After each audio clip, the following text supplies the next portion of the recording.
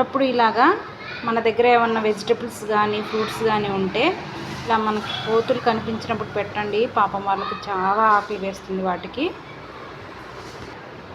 చూడండి అది ఎలా తింటుందో, కానీ కొంచెం జాగ్రత్తగా ఉండండి, ఒక్కోసారి మీదకి వచ్చేస్తాయి. చూసారా ఎలా తింటుందో? చూసారా ఇంకొకటి వచ్చింది.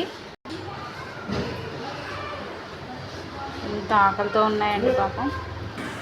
Please like, share and subscribe.